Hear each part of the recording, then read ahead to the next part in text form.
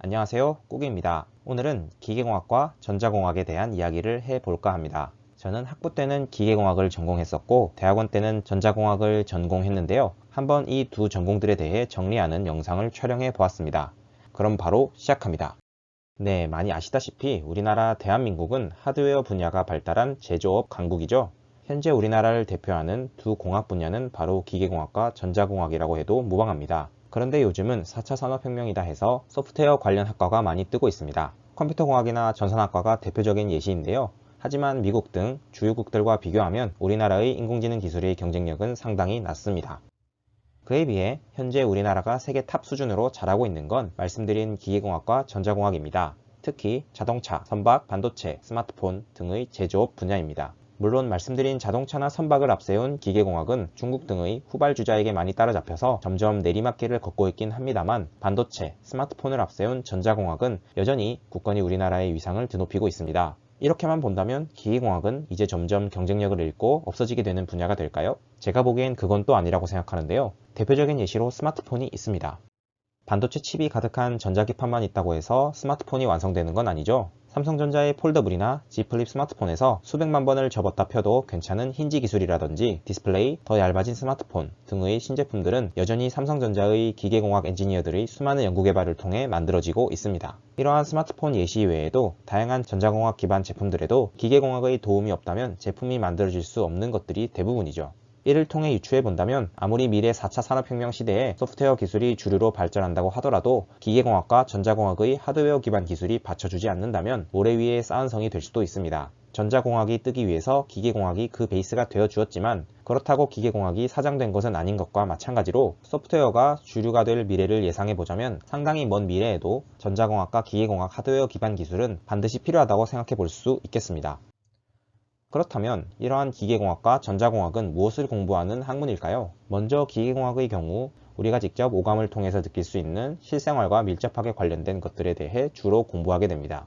이에 반해 전자공학의 경우 우리가 직접 느낄 수 없는 수준의 작은 전자 단위의 움직임을 다루게 됩니다. 이놈들은 안 보이기 때문에 측정 장비로 보고 머리로만 원리를 이해해야 하는 특성이 있습니다. 쉽게 말해서 사람으로 치면 기계공학은 외부에서 보이는 사람의 골격 및 근육 같은 것들을 설계하는 학문이라고 생각하시면 되고 전자공학은 신체 내부에 숨겨져 있어 안 보이는 뇌, 신경, 혈관 같은 것들을 설계하는 학문이라고 이해하시면 좋을 것 같습니다. 이런 특징들만 봐도 그래도 뭔가 보이는 것을 다루는 기계공학은 세상이 어떻게 돌아가고 있는지에 대한 원리를 배울 수 있기 때문에 그래도 우리와 친숙한 느낌이 들고요. 전자공학은 보이지도 않는 것들의 움직임에 대한 학문이기 때문에 현실과 동떨어져 있다는 느낌이 없지 않아 있습니다. 저는 두 공학을 모두 전공해 보았고 각 분야의 친구들을 모두 만나보니 약간 두 집단 각자의 특징을 찾아볼 수 있었는데요. 기계공학부에서 만난 친구들은 뭔가 큼직큼직하게 눈에 보이는 걸 좋아하고 매우 작고 사소한 건 무시하는 경향이 없지 않아 있었습니다. 그래서 뭐 하나를 하더라도 하나하나 세심하게 의심해 보지 않으니 비교적 덤벙대는 느낌도 있었고요. 뭔가 완벽하지 않다고 해야 할까요?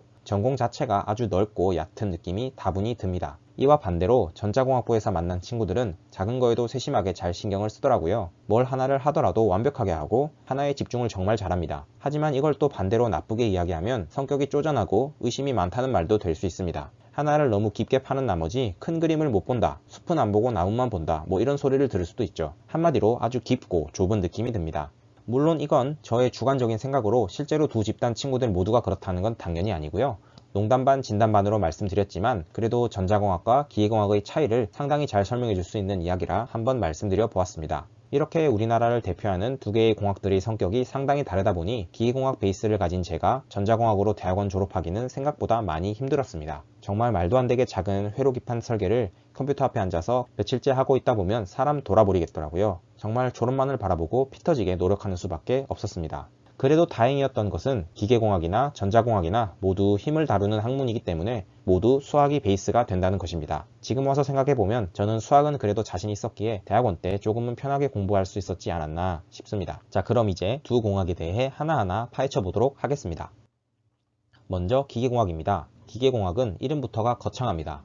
뭔가 기계공학부를 졸업하면 세상의 모든 기계를 내가 다 설계할 수 있을 것만 같고 특히 아이언맨은 그냥 껌으로 만들 수 있을 것 같은 느낌이 듭니다. 하지만 실제로 기계과에 입학하고 공부해보면 아이언맨은커녕 무슨 뚱딴지 같은 역학 과목들만 주구장창 배우게 됩니다. 역학은 기본적으로 힘을 다루는 이론 학문입니다. 즉, 힘을 가하면 그 힘에 의한 작용은 어떤 식으로 이루어지는지, 그게 고체에 작용하는지, 유체에 작용하는지, 아니면 열에 작용하는지에 따라 다르게 공부합니다. 어떻게 보면 우리 주위의 실생활에 관련된 것들, 즉 보일러를 틀면 방바닥이 따뜻해지고 온수가 나오는 것이나 냉장고나 에어컨에서 찬바람이 나오는 것, 또는 다리가 어떻게 튼튼하게 지어지고 자동차의 표면은 어떻게 만들어야 바람 저항을 적게 받는지, 그리고 발전소에서는 어떻게 전기가 만들어지는지 같은 것들이 어떤 원리로 작동되고 있는지 전반적으로 이해하고 배우는 학문이라고 할 수 있겠습니다. 이렇다 보니 기계공학은 어디든 안 들어가는 곳이 없어 다양한 산업의 근간이 된다고 할 수 있는 장점이 있습니다. 앞서 말씀드렸지만 아무리 신기술이 나오더라도 기반 기술이 갖춰지고 그 위에서 신기술이 얹히는 구조이기 때문에 기반 기술인 기계공학은 어딜 가든 굶어 죽지는 않는 장점이 있습니다. 그에 비해 단점은 우리의 실생활에 밀접하게 관련이 있는 학문이다 보니 옛날부터 연구개발이 이루어져 왔다는 게 단점이라면 단점이 되겠습니다. 따라서 오랜 옛날부터 이미 많은 연구가 되어 왔고, 이제는 전통적인 기계공학만으로는 연구개발을 통해 더 이상 성능을 개선시키기는 어려운 포화 상태에 가깝다는 것이죠. 따라서 최근의 기계공학 추세는 다른 학문과의 융합이 진행되고 있습니다. 대표적으로는 자동차 엔진이 있겠습니다. 처음 가솔린 엔진 자동차가 개발된 1885년부터 현재까지 기계공학의 꽃인 내연기관은 발전의 발전을 거듭해 왔습니다. 이렇게 발전을 거듭한 내연기관 엔진은 이제 연구할 것은 거의 다 연구되었고, 단순히 기계공학 기술만으로는 더 이상 연비를 끌어올릴 여지가 많이 없게 되었습니다. 환경오염이 계속해서 대두되고 있는 현 상황에서 여전히 자동차 회사는 엔진의 효율을 높여야만 하는 압박을 받고 있기 때문에 요즘 자동차 엔진은 전자장비라고 불러도 무색할 만큼 전자공학 계측 기술의 도움을 받아 수많은 전자적인 센싱을 통해 자동차 연비 최적화를 이뤄내고 있습니다. 따라서 연구를 하더라도 이제 전통적인 기계공학의 지식만을 이용해서 자동차 연비를 크게 개선할 여지는 거의 남아있지 않기 때문에 미세한 것까지 세부적으로 제어하는 쪽으로 연구가 계속해서 진행 중에 있는 것이죠. 이 외에도 인공장기, 나노기술, 반도체 MEMS 기술, 드론 등으로 기계공학은 다른 분야와의 융합을 통해 계속해서 영역을 광범위하게 확장해 나가고 있습니다. 이것은 기계공학이 다양한 산업의 근간이 될 수 있는 기반 기술이기 때문에 가능한 것입니다. 특히 최근에는 전기전자공학과의 융합이 중요시되어 메카트로닉스 공학과 제어계측공학이 크게 발전하고 있습니다. 이렇게 기계공학은 다양한 기계를 개발하고 연구하는 학문으로서 평상시에 사물에 대한 호기심이 많으며 자동차, 전기, 전자 등 여러가지 분야에 흥미를 느끼는 분들에게 적합합니다. 기계공학의 기본이 되는 수학과 물리학을 잘하고 기계의 작동 원리에 대한 이해력이 높다면 배우기 유리한 학문이라고 할 수 있겠습니다.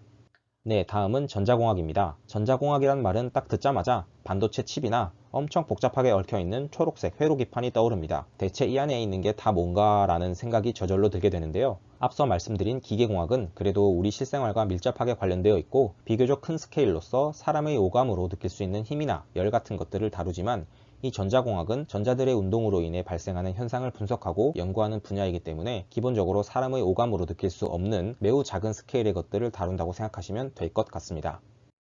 보시다시피 전자공학에서 다루는 것은 하나같이 우리 눈에 보이지 않기 때문에 머리로 이해하는 게 전부인 분야라고 할 수 있는데요. 아날로그나 디지털 신호, 반도체에서의 전자의 움직임, 전압과 전류 등은 모두 우리 눈에는 보이지 않죠. 하지만 눈에 보이지 않는데도 불구하고 어떤 힘이 계속해서 작용하고 있는 것을 알 수 있습니다. 이런 현상들은 사람의 오감으로는 느낄 수 없기 때문에 실제로 이 움직임을 보기 위해서는 오실로스코프와 같은 계측 장비를 사용해서 간접적으로 볼 수밖에 없습니다.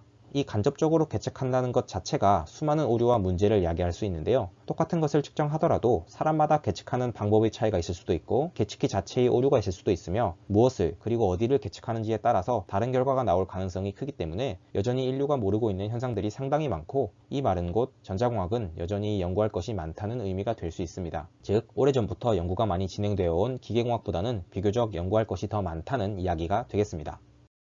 이러한 전자공학에서 배우는 것들은 회로이론, 전자기학 등의 전자기 에너지가 어떤 원리로 움직이는지를 공부하고 아날로그 전자회로나 디지털 논리회로 설계 및 마이크로 프로세서를 이용한 기초 프로그래밍 등을 배우게 됩니다. 여기서 마이크로 프로세서를 공부하면 C 언어 등과 같은 코딩을 공부하기 때문에 소프트웨어 공부를 하는 거다라고 생각할 수도 있지만, 이는 모두 LED를 깜빡이게 하는 것과 같이 하드웨어를 사람이 원하는 대로 제어하고 조작하는 코딩 기술이기 때문에 요즘 유행하는 AI, 기계학습 이런 소프트웨어 코딩과는 판이하게 다르다는 점도 참고하시면 좋을 것 같습니다. 한마디로 하드웨어 파생 기술이라는 거죠. 이 외에도 통신, 신호처리, 계측, 물리전자 등의 다양한 것들을 공부하게 됩니다. 요즘은 자동차도 전자제품이라고 할 만큼 전자공학 기술이 안 들어가는 곳이 없습니다. 4차 산업혁명과 밀접한 관련이 있는 게 빅데이터, 클라우드 이런 것들은 데이터가 어마어마하게 필요한데요. 그 데이터들을 모으기 위해서는 전자공학의 제어 및 계측 기술이 반드시 기반이 되어야 합니다. 따라서 전자공학 또한 향후 굶어 죽을 일은 없다고 보셔도 무방합니다.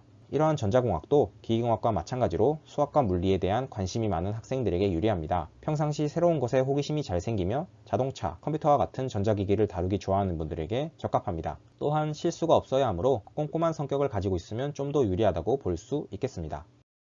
네, 많은 분들이 이야기하죠. 요즘은 기술 없으면 취업 절대 안 된다고요. 솔직히 모두 맞는 말입니다. 주위에 제 학부 친구들이나 대학원 친구들 중에 취업이 되지 않아 놀고 있는 친구들은 단 한 명도 없습니다. 물론 미래가 어떻게 될지는 아무도 모르는 것이지만 오늘 말씀드린 두 공학인 기계공학과 전자공학은 현재도 그렇고 미래에도 산업이 기반이 되는 학문들로 기본적으로 기술을 배우는 학문들이기 때문에 그만큼 산업계에서도 수요가 꾸준하여 취업 걱정은 없을 것으로 전망됩니다.